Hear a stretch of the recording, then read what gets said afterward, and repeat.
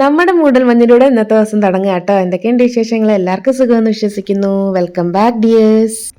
രാവിലെ അങ്കുവിൻ്റെ ടിഫിൻ റെഡിയൊക്കെയാണ്. പാവഭാജിയൊക്കെ ഇട്ട് വിടുന്നത്. എൻ്റെ പാവ് ബണ്ണ് ഒന്ന് നെയ്യൊക്കെ തേച്ച് ഒന്ന് ടോസ്റ്റ് ചെയ്ത് ഇങ്ങനെ അങ്ങ് വെച്ച് കൊടുക്കാം. 4 സൈഡും മുരിച്ചിട്ട് അകത്ത് നല്ല സോഫ്റ്റ് പോലെ ഇരിക്കും. അപ്പോൾ കഴിക്കുമ്പോൾ അത്ര മുരണ്ട് പോത്തുമില്ല. അപ്പോൾ അത് തിരിച്ചും മറിച്ചും ഒക്കെ ഇട്ടിട്ട് നമ്മുടെ പാവ് ബണ്ണ് റെഡിയാക്കി അങ്ങനെ അവൻ്റെ ടിഫിനിലേക്ക് കുത്തി കയറ്റി വെച്ച് കൊടുക്കുന്നുണ്ട്. പിന്നെ കുറച്ച് ബാജി ഞാൻ തലേദിവസം ഉണ്ടാക്കിയതാണ്. മാഷ് ചെയ്ത് നമ്മുടെ പച്ചക്കറിയൊക്കെ വെച്ചിട്ട് പാവഭാജിയുടെ മസാലയൊക്കെ വെച്ചിട്ട് ഞാൻ തലേദിവസം ഉണ്ടാക്കിയത് അതും പാക്ക് ചെയ്ത് വെച്ച് കൊടുക്കുന്നുണ്ട്. തണുപ്പ് കാരണേ തൊണ്ടയൊക്കെ ആകെ ഒരു അടപ്പാന്നേ. കുറച്ച് കാഷ്യൂ നട്ട്സ് അതും ഇട്ട് കൊടുക്കുന്നുണ്ട്.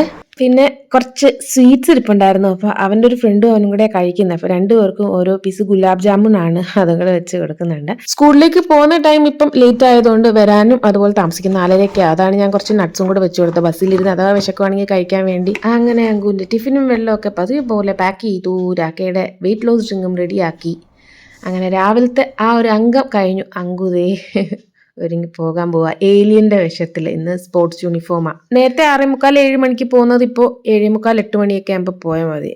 3:30 വന്നുകൊണ്ടിരുന്നത് 4:30 എന്നുള്ള സമയമാവും വരാനും. അതാ വ്യത്യാസം. നമ്മുടെ ഡെസിഗി അത് ഞാൻ ഇതുവരെ പൊട്ടിച്ചില്ല കേട്ടോ. പൊട്ടിച്ചിട്ട് കാണിച്ചു തരാം. പൊട്ടിക്കാത്തതുകൊണ്ടാണ് ഞാൻ പിന്നെ അത് കാണിച്ചു തരാത്തത്. അത് അങ്ങനെ ഭദ്രമായി വെച്ചിട്ടുണ്ട്. പിന്നെ പാവ് ബണ്ണ് ഇപ്പോൾ ഇവിടെ സുലഭമായിട്ട് കിട്ടുന്ന സംഭവമാണ്. ബ്രെഡിനെക്കാട്ടിയും കൂടുതലും കൂട്ടി നമ്മുടെ ശർമാജിയുടെ കടയിൽ പാവ് ബണ്ണാണ് കിടക്കുന്നത്. അപ്പോൾ ഞാനും അതുപോലെ കുറച്ച് വാങ്ങിച്ചു വെക്കും. അങ്ങനെ രാക്കയും ഓഫീസിലേക്ക് പോകാൻ ഇറങ്ങി. ഞാൻ ബാംഗ്ലൂർ പോയിരുന്നു എന്നൊക്കെ ഞാൻ നേരത്തെ വ്ളോഗിൽ പറഞ്ഞിരുന്നില്ലേ. അപ്പോൾ ആ വിശേഷം ഞാൻ ആഡ് ചെയ്യുന്നുണ്ട് ഈ വ്ളോഗിൽ കേട്ടോ. അപ്പോൾ അതിനു മുന്നേ നമ്മുടെ ബാംഗ്ലൂരിൽ നിന്ന് വന്നപ്പോൾ നമ്മുടെ കലക്കുഞ്ഞുമ്മ തന്നു വിട്ട കുറച്ച് സാധനങ്ങൾ ഞാൻ കാണിച്ചു തരാം. നമ്മുടെ തനി നാടൻ സാധനങ്ങളാണ്. ഏത്തപ്പഴം, കപ്പ. ഞാൻ ഓരോന്നോരോന്ന് പൊട്ടിക്കുമ്പോൾ അത് കാണിച്ചു തരാം കേട്ടോ. പിന്നെ ബീഫും പൊറോട്ടയും സഹിതമുണ്ട്. ഇത് നമ്മുടെ കപ്പയാണ്. നല്ല വെയിറ്റുള്ള വലിയ 2 കപ്പ. ഏത്തപ്പഴം അത് കവറിൽ ഇങ്ങനെ റാപ്പ് ചെയ്ത് വന്നോണ്ടാട്ടോ ഈ കളറ്. പക്ഷെ തണുപ്പായതുകൊണ്ട് ഇതിങ്ങനെ ഇരുന്നോളും.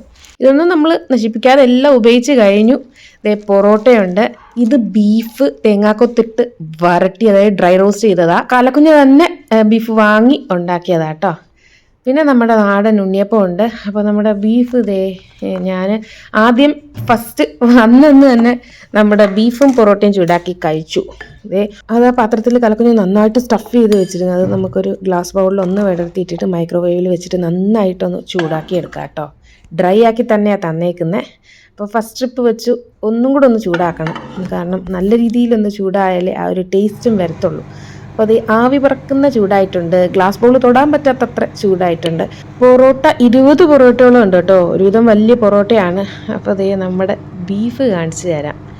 കലക്കുഞ്ഞ് തന്നെ വീട്ടിൽ ബീഫ് വാങ്ങി വരട്ടിയാന്ന് ഞാൻ പറഞ്ഞല്ലോ. പൊറോട്ട വാങ്ങിയതാട്ടോ. ഞാൻ കടത്തുവള്ളം എന്നൊരു റെസ്റ്റോറൻറ്റിനെ കുറിച്ച് ഞാൻ ഒരു വീഡിയോ ഇട്ടിട്ടുണ്ടായിരുന്നു. അവിടുന്ന് വാങ്ങിയതാണ്. അപ്പം നമ്മുടെ പൊറോട്ടയും ബീഫും റെഡിയായി. ബാക്കി പൊറോട്ട ഞാൻ ഫ്രിഡ്ജിൽ വെച്ചു കേട്ടോ.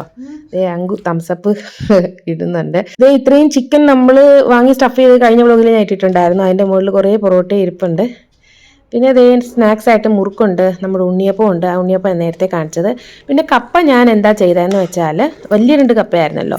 ഒരെണ്ണം ഞാനത് ഈ രീതിയിൽ നന്നായിട്ട് അങ്ങ് വേവിച്ചു കേട്ടോ. കട്ട് കളഞ്ഞ് വീണ്ടും കുക്കറിലിട്ട് വേവിച്ചിട്ട് നന്നായിട്ട് ഉടച്ചു. നല്ല വെണ്ണ പോലെ ആവുന്ന കപ്പയായിരുന്നു. ഒരു തടിത്തവിയാണ് ഞാൻ എടുത്തത്. അതാണ് ശരിക്കും നമുക്ക് കുത്തി ഉടയ്ക്കാൻ പറ്റിയത്. തേങ്ങാപ്പാൽ ഒഴിച്ചു കൊടുത്തിട്ട് നന്നായിട്ട് മിക്സ് ചെയ്തെടുക്കാം. നമ്മുടെ KLFൻ്റെ തേങ്ങാപ്പാലാട്ടോ. ഉപ്പൊഴിച്ച് വേവിച്ചുടച്ചിട്ട് തേങ്ങാപ്പാൽ ഒഴിച്ച് ഞാനതൊന്ന് എന്താ പറയുക, തടിയുടെ തവിയ അത് വെച്ചിട്ട് നന്നായിട്ടൊന്ന് മിക്സ് ചെയ്തെടുക്കുക.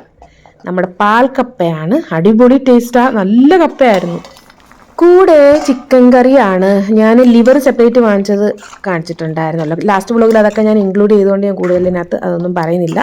അപ്പോൾ 2 കഷ്ണം നമ്മുടെ ലിവറും കൂടെ ഇതിനകത്ത് ഇട്ടിട്ട്, ഞാൻ അങ്ങനെ ലിവർ ഇവിടെ വാങ്ങാറില്ല കേട്ടോ. എനിക്ക് മാത്രമേ ലിവർ ഇഷ്ടമുള്ളതുകൊണ്ട് ഈ പ്രാവശ്യം രാക്കയെടുത്ത് ഞാൻ പറഞ്ഞുകൊണ്ട് അത് വാങ്ങിച്ചത്. അപ്പോൾ ഞാൻ കറി വെച്ചപ്പോൾ അതും കൂടി ഇട്ടിട്ട് നമ്മുടെ പാൽക്കപ്പയ്ക്ക് പറ്റിയൊരു കറിയാക്കി. പിന്നെ ഏത്തപ്പഴം നമ്മൾ മിസ് ചെയ്തില്ല. എന്തൊക്കെ ചെയ്തെന്ന് കാണിച്ചു തരാം. ജസ്റ്റ് ഒന്ന് തവയിൽ നെയ്യിട്ട് വരട്ടി നമ്മുടെ സ്റ്റീവ് ഇട്ട് കഴിച്ചു. പിന്നെ അല്ലാതെ തന്നെ നമ്മുടെ ഒരു പാനിൽ നെയ്യ് ഒഴിച്ചിട്ട് അതിലേക്ക് ഏത്തപ്പഴം ഇട്ടൊന്ന് വരട്ടിയെടുത്ത് നമ്മുടെ തേങ്ങാപ്പാലുണ്ടല്ലോ, ഞാൻ ഈ KLF കൊക്കോനാടിനെ നമുക്കിവിടെ കിട്ടും ആമസോൺ വഴി കേട്ടോ. അതാണ് സത്യം പറഞ്ഞാൽ എളുപ്പം. അതങ്ങനെ കട്ടിയാകത്തില്ല. നമ്മുടെ തേങ്ങയുടെ അത്രയും ബുദ്ധിമുട്ട് വരത്തില്ല. തണുപ്പ് കാലത്ത് നല്ല സുഖം, നല്ല എളുപ്പമുള്ള പരിപാടിയല്ലേ. കുറച്ച് തേങ്ങാപ്പാലും കൂടെ ഒഴിച്ച് മധുരത്തിന് കുറച്ച് സ്റ്റീവിയയും കൂടെ ഇട്ടിട്ട് ഇങ്ങനെ ആക്കി കിടിലവാ. കുത്തി ഉടച്ചെന്ന് പറയാം. പിന്നെ അല്ലാതെ നമ്മൾ നോർമലി പുഴുങ്ങത്തില്ലേ, അതുപോലെ പുഴുങ്ങിയൊക്കെ നമ്മൾ കഴിച്ചു തീർത്തു. ഇവിടെ കിട്ടാത്ത സംഭവമല്ലേ, അപ്പോൾ നമ്മൾ എന്തൊക്കെ മാക്സിമം ചെയ്യാമോ അതൊക്കെ നമ്മൾ ചെയ്ത് കഴിച്ചു എന്നേ. മറ്റേ ഒരു കപ്പ ഞാൻ പുഴുക്ക് വെച്ചത് ലാസ്റ്റ് വ്ലോഗിൽ ഞാൻ ഇട്ടിട്ടുണ്ടായിരുന്നു. പിന്നെ നമ്മുടെ തണുപ്പ് പ്രമാണിച്ച് ആസ് യൂഷ്വൽ ചെയ്യുന്ന കാര്യങ്ങൾ, ഇത് നമ്മുടെ മൂങ് ദാൽ എന്നിവിടെ പറയും, നമ്മുടെ പയറ് പരിപ്പിൻ്റെ അതിട്ടിട്ടൊന്ന് കാച്ചി എടുക്കുകയാണ്. തേങ്ങാപ്പാലൊക്കെ തന്നെ ഒഴിച്ചിട്ട് ചൂടോടെ കഴിക്കാം. ചായക്കാട്ടിയും നല്ലതല്ലേ, ചായ അഡിക്റ്റാണ് ഞാൻ. ഒരുപാട് ചായ കുടിക്കണ്ടല്ലോ എന്ന് വെച്ച് ഇങ്ങനെയുള്ള സംഭവങ്ങൾ ഉണ്ടാക്കി ഇതൊരു ഗ്ലാസ് കുടിക്കുമ്പോൾ ഗുണവുമാണ്, ചായക്കാട്ടിയും ഗുണമല്ലേ. ശർക്കരയാണ് ഞാൻ ഇടുന്ന, നെയ്യൊക്കെ ഒഴിച്ച് കേട്ടോ. അപ്പോൾ ഞാൻ ബാംഗ്ലൂർ പോയിരുന്നെന്ന് പറഞ്ഞല്ലോ, ഇതാണ് നമ്മുടെ കലക്കുഞ്ഞയുടെയും കുക്കുവിൻ്റെയും ഫ്ലാറ്റ് കേട്ടോ. ചുറ്റും ചെടികളാ, നല്ല ഭംഗിയാണ് അവിടെ നിന്ന് നോക്കുമ്പോൾ തന്നെ. അപ്പോൾ അവിടെ നമ്മളുണ്ടായ കുറച്ച് ഫുഡ് വിശേഷവും കൂടെ കാണിച്ചു തരാം കേട്ടോ. അതേ കലക്കുഞ്ഞുകൂടെ സ്പെഷ്യൽ മിക്സിയിൽ കറക്കി കുക്കറിൽ ഉണ്ടാക്കുന്ന കേക്കാണ്, നല്ല പഞ്ഞു പോലെ ഇരിക്കും, നമ്മുടെ വാനില സ്പഞ്ച് കേക്ക്. ഇതേ കൊറിയൻ നൂഡിൽസാണ്. കുക്കു കൊറിയൻ കബില വർക്ക് ചെയ്യുന്നതെന്നൊക്കെ ഞാൻ നേരത്തെ പറഞ്ഞിട്ടുണ്ടല്ലോ. അപ്പോൾ ഇത് കൊറിയൻ നൂഡിൽസ് ആണ്. അങ്കൂനും കുക്കൂനാണ് നൂഡിൽസ്. 2 ഫ്ലേവർ ഉണ്ട്. എന്തോ മസാലയിട്ട് ചൂടുവെള്ളം ഒഴിച്ചാൽ മതി കേട്ടോ. ഞാൻ കൊറിയൻ മാസ്ക് ഒക്കെ ഇട്ടിട്ട് ഒരു ഷോർട്സ് വീഡിയോ ഇട്ടിട്ടുണ്ടായിരുന്നു ഡീറ്റെയിൽസ് ആയിട്ട്. പിന്നെ ഞങ്ങൾ കടത്ത് വെള്ളം എന്ന് പറഞ്ഞാൽ അവിടെ ഒരു മലയാളി റെസ്റ്റോറൻ്റ് ഉണ്ട്. അതിൻ്റെ ഡീറ്റെയിൽ ആയിട്ട് ഞാൻ ഇതിൻ്റെ തന്നെ ഒരു വ്ലോഗായിട്ട് ഞാൻ നമ്മുടെ വീഡിയോ ചാനൽ ഇട്ടിട്ടുണ്ട്, മെയിൻ വീഡിയോ ആയിട്ട്. അപ്പോൾ അവിടെ എൻട്രൻസിൽ തന്നെ കുറേ പലഹാരങ്ങൾ, നമ്മുടെ കണ്ണാടിക്കൂട്ടിലെ പലഹാരങ്ങളുണ്ട്. കടത്തുവെള്ളം എന്നാണ് ഇതിൻ്റെ പേര്. ഇത് ശരിക്കും ആലപ്പുഴക്കാരുടെയാണ്. അപ്പോൾ സദ്യ ഉച്ചയ്ക്ക് എന്നാലും നല്ല ഒന്നാന്തരം അടിപൊളി സദ്യ കിട്ടും. അപ്പോൾ ഞാൻ സദ്യയാണ് വാങ്ങിച്ചത്, ഞാനും കളക്കുഞ്ഞു സദ്യ, ബാക്കിയുള്ളവർ വേറെ കുറേ ഐറ്റംസ് വാങ്ങിച്ചു. ഇതിൻ്റെയും ഡീറ്റെയിൽ ആയിട്ടുള്ള വീഡിയോ നമ്മുടെ ചാനലിൽ ഷോർട്സ് ആയിട്ടും മെയിനായിട്ടും ഒക്കെ ഇട്ടിട്ടുണ്ടായിരുന്നു. പിന്നെ കണവ കൂന്തൽ റോസ്റ്റ്, ഇത് കപ്പ ബിരിയാണിയാട്ടോ. എല്ലാം നമ്മുടെ നാടൻ സംഭവം തന്നെയാണ്. ഇത് നമ്മുടെ പ്രോൺസ് റോസ്റ്റ്. പിന്നെ വരുന്നത് എന്താ പറയുക, നമ്മുടെ കുറുമയാണ്, പൊറോട്ടയുണ്ട്, വെജിറ്റബിൾ കുറുമയും പൊറോട്ടയും തനി നാടൻ ടേസ്റ്റിൽ. പിന്നെ ഡക്ക് റോസ്റ്റ്, ഇത് കരിക്ക് പുഡിങ്ങാണ്, മാംഗോ പുഡിങ്ങും ഉണ്ടായിരുന്നു കേട്ടോ, അത് പാഴ്സലാക്കിയായിരുന്നു വാങ്ങിച്ചത്. പിന്നെ ഇതുപോലെ ഫ്രൈ ചെയ്യാൻ ഫിഷുകളുണ്ടായിരുന്നു, പക്ഷെ നമുക്ക് ഒരുപാട് ഹെവി ആയിരുന്നു ഇത് തന്നെ, അതുകൊണ്ട് ഫിഷൊന്നും പിന്നെ വാങ്ങിക്കാൻ നിന്നില്ല. ബാംഗ്ലൂർ പോകുന്നവർ ഈ കടത്തുവെള്ളം എന്നൊക്കെ ഒന്ന് സെർച്ച് ചെയ്ത് പോയിക്കോ, അടിപൊളി റെസ്റ്റോറൻ്റ് ആണ്. പിന്നെ ഞങ്ങൾ അവിടെ ചായ് സ്ട്രീറ്റ് ഉണ്ട്, ഞാനൊരു ചായ ലവർ ഉണ്ട്, അവിടെയും പോയി അവിടെ നിന്നും കുറേ സ്നാക്സ് ഒക്കെ വാങ്ങിച്ച് കഴിച്ചു. അതിൻ്റെ ഒന്നും വീഡിയോ ഞാൻ ശരിക്കും എടുത്തിട്ടുണ്ടായിരുന്നില്ല. ഞങ്ങൾ പോരാൻ നേരം രാവിലെ ഇതേ കലക്കുഞ്ഞ് സ്പെഷ്യലായിട്ട് പുട്ടും കടലൊക്കെ ഉണ്ടാക്കിയെങ്കിലും കുക്കു ദേ അവിടെ എന്തോ കിട്ടുന്ന ഒരു ബ്രേക്ക്ഫാസ്റ്റ് ആണെന്നും പറഞ്ഞുകൊണ്ട് വാങ്ങി. പക്ഷെ ഇങ്ങനെയുള്ള സാധനങ്ങളൊന്നും ഞാൻ കഴിക്കാറില്ല. നമ്മുടെ അങ്കൂന് ഭയങ്കര ഇഷ്ടമാണ്. അപ്പോൾ അവനാണ് ഹാപ്പി ആയിട്ടാണ് പൊട്ടിക്കുന്നത്. മെയിൻലി അവനെ ഉദ്ദേശിച്ചാണ് വാങ്ങിച്ചത്. എന്തൊക്കെയാണെന്ന് ഞാൻ കാണിച്ചു തരാം. എന്തൊക്കെയോ സംഭവങ്ങളുണ്ട്. മുകളിലൊരു ബിങ്കോ ഇരിപ്പുണ്ട്, താഴോട്ട് നമ്മുടെ സാൻഡ്വിച്ച് സ്റ്റൈലിലെ സാധനങ്ങളാട്ടോ. ഓരോന്നായിട്ട് നമുക്ക് എടുത്ത് പുറത്തോട്ടിട്ട് നോക്കാം. ഒരുപാട് സാധനം ഉണ്ടല്ലോ ഇത്.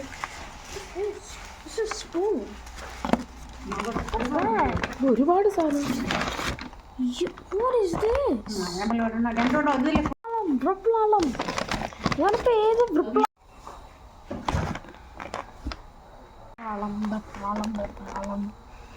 അപ്പോൾ ഇതാണ് സംഭവം. ഞാൻ പറഞ്ഞല്ലോ ടോസ്റ്റും എന്തൊക്കെയോ സംഭവങ്ങൾ. എനിക്കിത് ഇതിൻ്റെ ഒന്നും മണം പോലും അത്ര ഇഷ്ടപ്പെടത്തില്ല കേട്ടോ.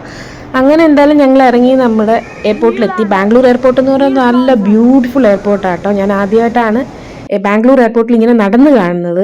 റിയൽ ആയിട്ടുള്ള പ്ലാൻസ് ആട്ടോ, എന്ത് ഭംഗിയാണെന്നറിയാമോ. ഇതിൻ്റെ ഞാൻ വീഡിയോ ഇൻക്ലൂഡ് ചെയ്തിട്ടുള്ളതുകൊണ്ട് ഞാൻ പെട്ടെന്ന് അങ്ങ് കാണിച്ചു പോവുക കേട്ടോ. അവിടെ നിന്ന് ഒരു ഡോണറ്റ് വാങ്ങി കൊടുത്തു. നല്ല റേറ്റാണ് അകത്തുനിന്ന്, എല്ലാവർക്കും അറിയാമായിരിക്കും. നമ്മൾ എയർപോർട്ടിനകത്തുനിന്ന് എന്ത് വാങ്ങിച്ചാലും നമ്മൾ പുറത്തുനിന്നതിനെക്കാട്ടിയും 3 ഇരട്ടിയോളം പ്രൈസ് അവർ വാങ്ങും. അപ്പം നമ്മുടെ എയർ ഇന്ത്യയുടെ എന്താ പറയുക, ചെക്കിംഗ് ഒക്കെ കഴിഞ്ഞിട്ട് നമ്മുടെ ഫ്ലൈറ്റ് കാത്ത് കിടക്കുകയാണ്. എയർ ഇന്ത്യയുടെ കുറേ ഫ്ലൈറ്റ്സ് അവിടെ കിടപ്പുണ്ട്.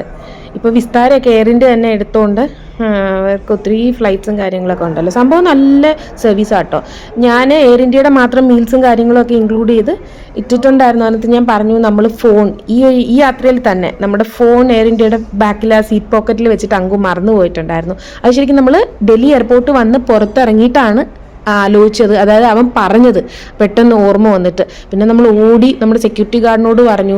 അവർ പിന്നെ അകത്ത് എയർ ഇന്ത്യ സ്റ്റാഫിനെ വിളിച്ചു, നമ്മളെ വിളിപ്പിച്ച് ഞാൻ അകത്ത് കയറി.